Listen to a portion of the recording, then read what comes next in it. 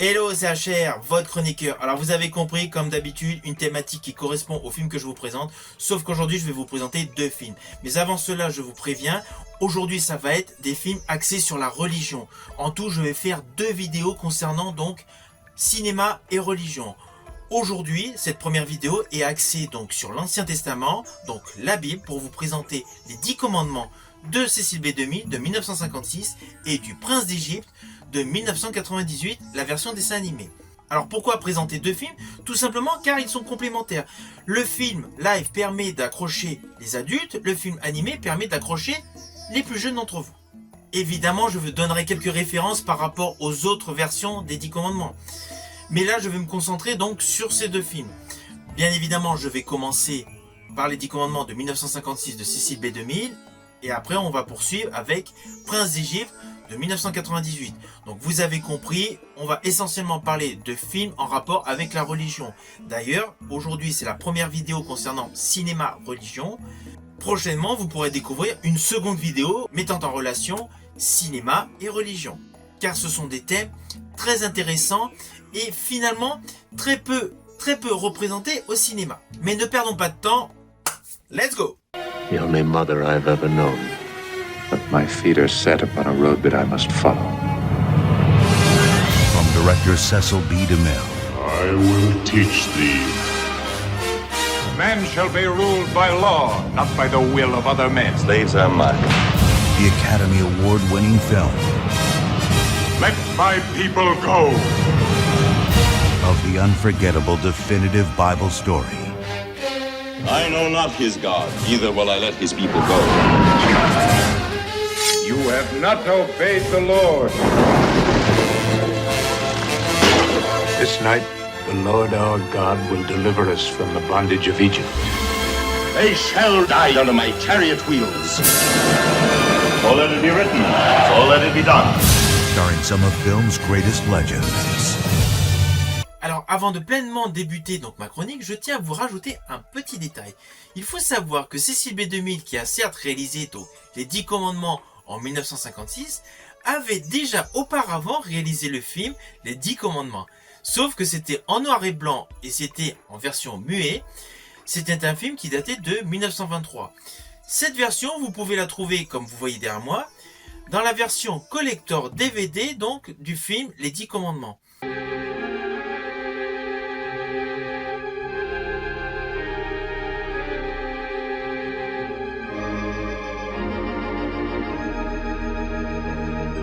Ainsi, Cecil B. DeMille, en fait, avec Charlton Heston en 1956, a simplement réalisé un remake avec beaucoup plus de moyens, évidemment, mais surtout avec du son. Car sa version de 1923, donc, était muette. C'était le petit rajout que je voulais vous faire avant de débuter. Alors, l'histoire de base du film Les 10 commandements de Cecil B. DeMille est la suivante.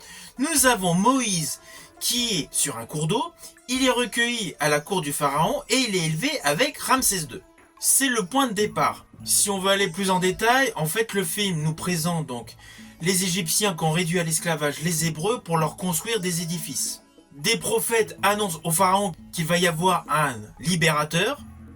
Par crainte de ce libérateur, le pharaon ordonne la mort de tous les enfants, c'est-à-dire les nouveau-nés. Bien évidemment, les nouveau-nés hébreux. Dans le même temps, une femme réussit à sauver son enfant, elle le dépose dans un panier, elle le met sur l'eau. Cet enfant est donc recueilli à la cour du pharaon. Des années plus tard, l'enfant est donc devenu adulte, c'est le fameux Moïse. Il est devenu grand, fort, beau, tout ce que vous voulez. Il est aimé du peuple égyptien. Il est potentiellement le successeur du pharaon pour le trône. Mais un imprévu se déclenche, il tombe sur ses origines juives. Assez rapidement, sa perception du monde dans lequel il vit change radicalement et il décide de vouloir sauver son peuple. Bien évidemment, Ramsès II n'est pas du tout d'accord de cet état de choses. Bref, je ne vais pas aller plus loin, il me faudrait de nombreuses heures pour vous détailler la totalité de l'histoire. Alors l'histoire est fondamentalement religieuse, le constat est là, c'est indéniable. Mais outre le fait de son postulat religieux, elle touche le cœur de tous les hommes, car c'est une histoire très profonde. Lorsque les Égyptiens fouettent les Hébreux en train de construire leur édifice, on a honnêtement de la peine pour eux. On a de la vraie souffrance pour eux. On ressent donc tout le mal-être et l'injustice que ce peuple peut subir des Égyptiens. C'est le vrai ressenti par rapport à cette fabuleuse histoire. Alors la réalisation de Cecil B. DeMille, elle est magistrale. C'est un chef-d'œuvre. Ce film est un pur chef-d'œuvre. Cecil B. DeMille a réussi à reconstituer la vie de Moïse. Alors certes, sur plus de 220 minutes, mais il a réussi à nous présenter, par le biais de son film, la vie complète de ce personnage. Et les décors sont impressionnants. Le film est monumental. Surtout que Cecil B. DeMille, avec sa réalisation, assure une certaine dynamique. On ne ressent pas du tout le temps du film. Le film avoisine les 4 heures. On ne les ressent pas. Alors oui, Cecil B. DeMille a été stratégique. Autour du personnage de Moïse, il y a de nombreux arcs narratifs qui nous permettent de découvrir donc de nombreux personnages et donc forcément de nombreuses lignes qui se développent au fur et à mesure de l'histoire. En plus, il y a la grosse confrontation riche-pauvre, avec la présentation forcément de la rudesse de la vie d'un côté et du luxe de l'opulence pour le côté, en faisant donc une sorte de parallèle, tout en gardant un rythme en adéquation avec le propos et surtout les lignes de dialogue de chaque intervenant. Le principal atout de ce film, on va pas se mentir, c'est l'interprétation de Charlton Heston. Charlton Heston est époustouflant. Cet acteur, juste le fait de se présenter, habillé le plus simplement possible avec son bâton devant le pharaon, à lui tout seul, il capte l'attention de tout le monde. Et ça, tout le monde ne peut pas le faire. La présence de Charlton Heston, son intensité, son jeu d'acteur est phénoménal. Il est véritablement époustouflant. Mais bon, Charlton Heston est selon moi une très très grande figure du cinéma. Et ça le prouve au vu de sa filmographie. Filmographie qui a touché de nombreux genres. Alors oui, Charlton Heston, avant de jouer donc dans les 10 commandements, avait déjà 16 ans de carrière, grosso modo, derrière lui, avec des rôles hyper importants. Il avait d'ailleurs notamment joué dans un péplum historique, donc Jules César, en 1950, où il a interprété Marc-Antoine. Stab. As he plucked his cursed steel away, mark of the blood of Caesar followed it. Marc-Antoine, personnage qu'il a réinterprété dans le film Antoine et Cléopâtre de 72, réalisé par lui-même. Leap thou to my heart.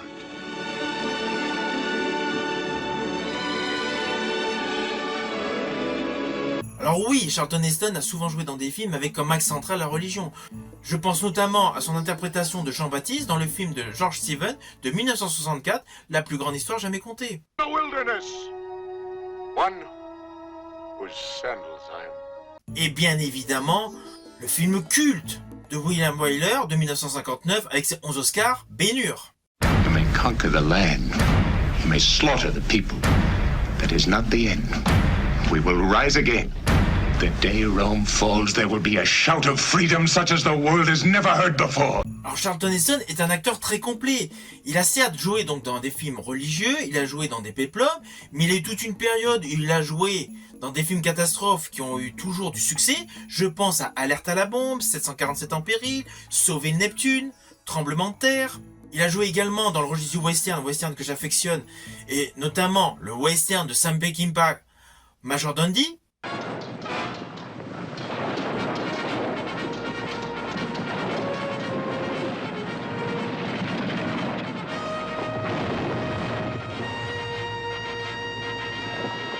Dans les grands espaces de William Wyler, avec qui il avait fait Ben-Hur, dans Will Penny, bref, énormément de western, et bien évidemment, il a souvent interprété des personnages hauts en couleur. Je pense notamment à Michel-Ange dans L'Extase et l'Agonie.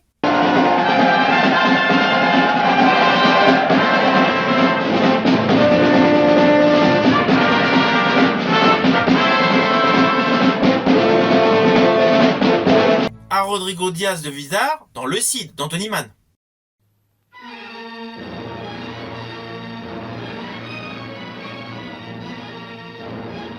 Among our people, we have a word for a warrior with the vision to be just and the courage to be merciful.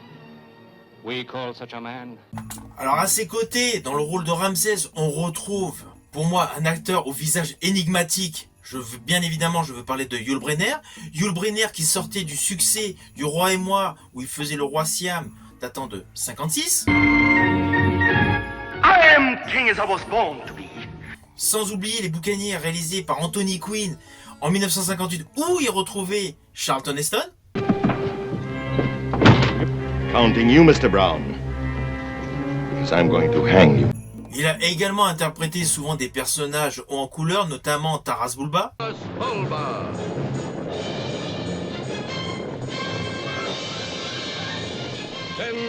Évidemment connu par la fameuse saga Les 7 mercenaires, dans lesquels il a joué en 1960. The Magnificent Seven.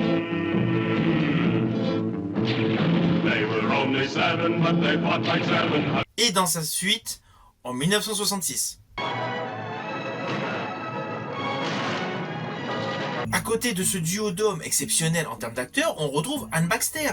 Anne Baxter qui, au moment des 10 commandements, a déjà 16 ans de carrière derrière elle. Et les films qu'elle a derrière elle, ce n'est pas n'importe lesquels. Elle a La splendeur des Amberson d'Orson Welles de 1942. About us? Yes. You're not wanted in this house, Mr. Morgan.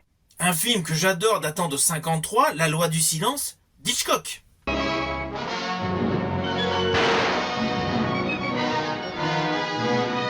Son jeu de Nefertari, il est carré. Il ne faut pas oublier qu'à cette époque-là, il n'y avait pas les retouches informatiques, les améliorations, les effets spéciaux, etc.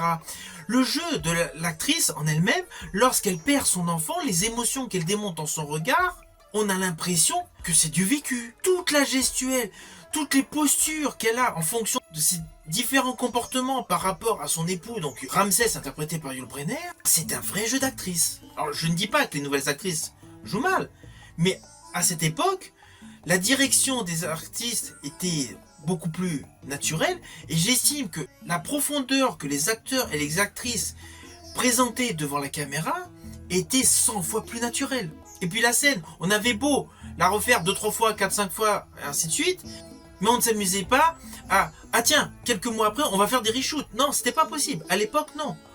Quand on avait clôturé le tournage d'un film, c'était clôturé. Et donc, son jeu avec ses différentes postures, en termes de sensation, de perception, de la douleur, de la gaieté, de la souffrance, mais c'est parfait. Et à ses côtés, nous avons un autre personnage féminin parfaitement interprété. Bien évidemment, je veux parler de Yvonne de Carlo, qui interprète Sephora dans le film. Son interprétation, mais elle est parfaite. Honnêtement, toute la distribution de ce film, elle est parfaite. Il n'y a pas un acteur qui a un truc qui ne va pas. Et donc, Yvonne de Carlo, elle également, elle avait déjà entre 15 et 16 ans de carrière avant de jouer dans ce film, Les 10 commandements. Alors personnellement, j'avais bien aimé son interprétation. Ça pourra en faire sourire certains. Mais j'ai bien aimé son interprétation de la princesse Sherazade dans L'Aigle du désert de 1950. Et également son interprétation dans Feu magique de 1955. Alors, outre le fait de ce bon casting, outre le fait de cette histoire que CCB2000 a réussi à condenser donc sur pratiquement 4 heures, il y a de nombreux éléments qui ont donné une dimension, comment dire, une position dans le monde du cinéma, mais au-dessus de nombreux films. Il est devenu monumental grâce à certains effets visuels qui, à l'époque, étaient extraordinaires. N'oublions pas, nous sommes en 1956. Ce n'est pas l'ère du digital, ce n'est pas l'ère du FX. Bref, on n'a pas tout ce qui est effets spéciaux, etc. Aujourd'hui, assisté par un ordinateur. On n'a pas d'intelligence artificielle qui va pouvoir corriger certains petits détails. La scène de l'ouverture de la mer Rouge, alors oui, même en version restaurée, elle peut paraître amusante aujourd'hui. Mais pour l'époque, imaginez cette scène. Cette scène, elle est monumentale, elle est spectaculaire, elle est sans précédent, elle est vraiment superbe. Cette scène en elle-même confère au film un statut supérieur à tout ce qui a pu être fait auparavant. Ce n'est pas pour rien que Les 10 commandements est un péplum grandiose. Et honnêtement, aujourd'hui, lorsque je revisionne ce film, que je connais parfaitement, je suis toujours subjugué. Je suis subjugué par cette réussite du 7e art. Pour ceux qui n'ont pas vu ce film, qui ne le connaissent pas, je vous invite grandement à le découvrir. C'est un film à voir absolument. Et on n'a pas du tout besoin d'être à fond dans la religion chrétienne pour découvrir et aimer ce film. C'est un très beau film qui a une très belle mise en scène de CCB2000 avec un jeu d'acteurs, mais impeccable.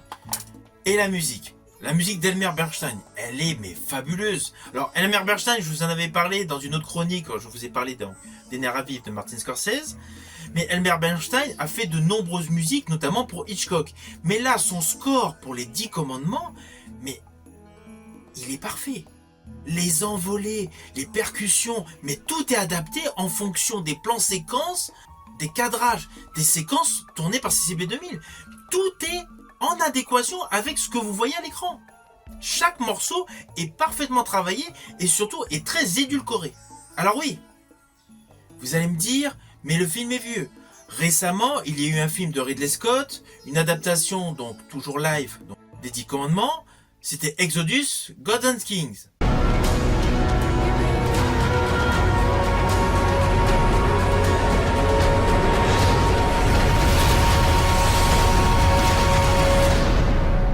Le film de Ridley Scott est bon, c'est indéniable. Mais selon moi, les 10 commandements version CCB 2000 restent un cran au-dessus. Alors oui, la version plus récente est moins axée sur la religion. Mais en dehors de cela, j'estime qu'il y avait plus de profondeur, plus de travail dans le jeu des acteurs sous la direction de CCB 2000 que sous Ridley Scott. Pourtant, j'adore Christian Bale, mais j'estime que le film Exodus est fade par rapport aux 10 commandements de CCB 2000. Si on ne connaît pas la version de CCB 2000, le film de Ridley Scott est parfait. D'ailleurs, sur tout ce qui a pu être fait sur les 10 commandements, en adaptation, en 2 selon moi, c'est la version de Ridley Scott. Mais justement, il se retrouve qu'en 2e position. J'estime que le film de CCB 2000 reste un ton au-dessus. Bien évidemment, ce n'est qu'un avis personnel. Vous avez compris, j'adore les 10 commandements de CCB 2000 version live. C'est un film que je vous invite à découvrir. Vous pouvez le trouver forcément en support physique, DVD, Blu-ray, Blu-ray 4K. Vous pouvez également le trouver en VOD sur certaines plateformes de streaming. En tout cas, aujourd'hui, vous avez l'occasion de le découvrir. Et pour ceux qui l'ont déjà vu, sachez que maintenant, il a été restauré numériquement. De ce fait, aujourd'hui, il a toujours une très belle qualité d'image. Même si certains effets du buisson ardent, notamment, paraissent un petit peu légers aujourd'hui. Maintenant, nous allons passer donc à la 2e partie de cette vidéo. Je vais vous parler de Prince d'Égypte, la version animée des 10 commandements. Second born, second place, not for long. Raised by royalty. You are not a prince of Egypt. What did you say? Everything I am is a lie. You are our son. I can't stay here any longer. Moses, please. Goodbye, brother.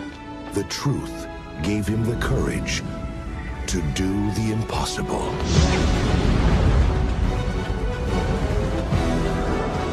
Abandon this futile mission, Moses.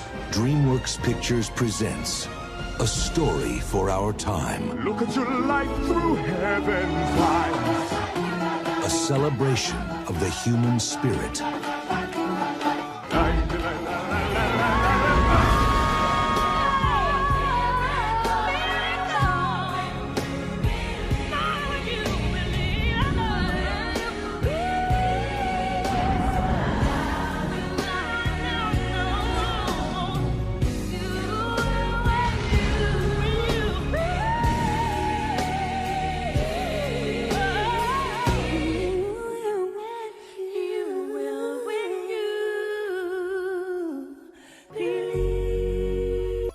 Alors oui, la version animée des 10 commandements forcément ne dure pas 4 heures.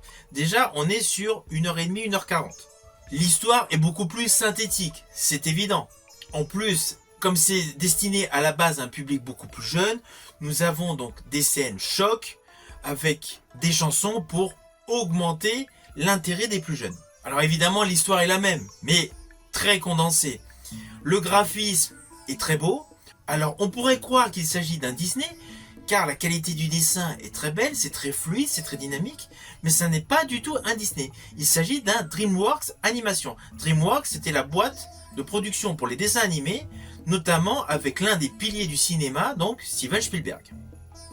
Alors concernant donc ce fameux dessin animé, il a un attrait supplémentaire, c'est l'ajout des chansons. Au fur et à mesure du déroulé de l'histoire, comme dans un Disney, il y a donc des moments chantés afin d'attirer surtout et de plaire aux enfants. Ce qui a bien évidemment marché. Mais là où il y a eu la grosse surprise, c'est que le dessin animé n'a pas uniquement intéressé les enfants. Il a intéressé les parents qui ont amené les enfants. Alors oui, vous allez me dire, ça coule un peu de source au vu des chansons. Car oui, il ne faut pas oublier que le thème principal, Prince d'Égypte, When You Believe, est interprété par les deux divas pop musique des années 90. Je veux bien évidemment parler de Mariah Carey et Whitney Houston.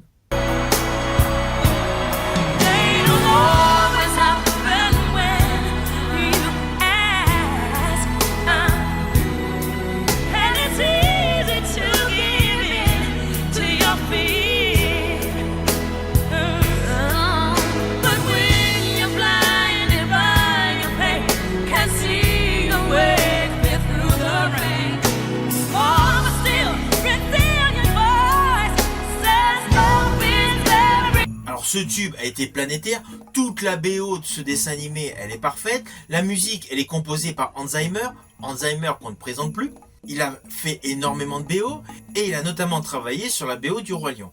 Bref, Hans Zimmer est un faiseur de succès en termes de score. On pense également à la fameuse BO de Gladiator, avec le titre culte interprété par Lisa Gerrard, No We Are Free.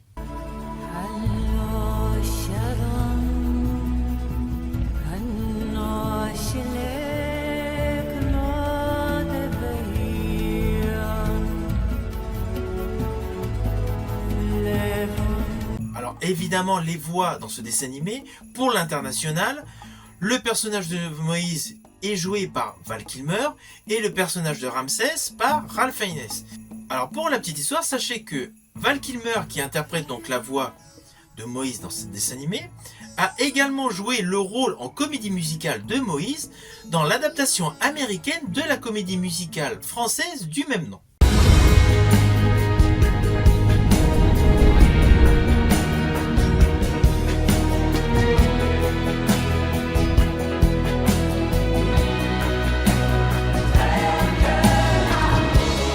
Dwells in every man and always has.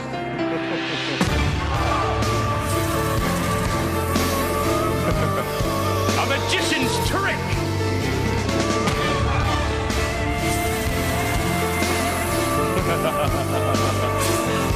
No! Let them go. Let my people go free. Let their free will decide what their lives are. Alors au final, les adaptations des 10 commandements sont bonnes. Il y en a eu des tonnes et des tonnes. Vous verrez, que ce soit en noir et blanc, voilà. Bref, il y en a eu de nombreuses. Mais selon moi, les adaptations des 10 commandements vraiment à découvrir sont principalement les 10 commandements de CCB 2000. Après, pour les plus jeunes, je conseillerais Prince d'Égypte, qui est sorti en 98. Et bien évidemment, je rajouterai comme choix Exodus, God and Kings de Ridley Scott. Si vous avez aimé cette chronique, n'hésitez pas à liker et à partager. Pensez à la petite cloche, car n'oubliez pas, je vous l'ai dit en début de vidéo, prochainement il y aura une seconde vidéo concernant cinéma et religion, et je pense qu'elle pourrait vous intéresser. Je vous dis à bientôt pour une prochaine chronique.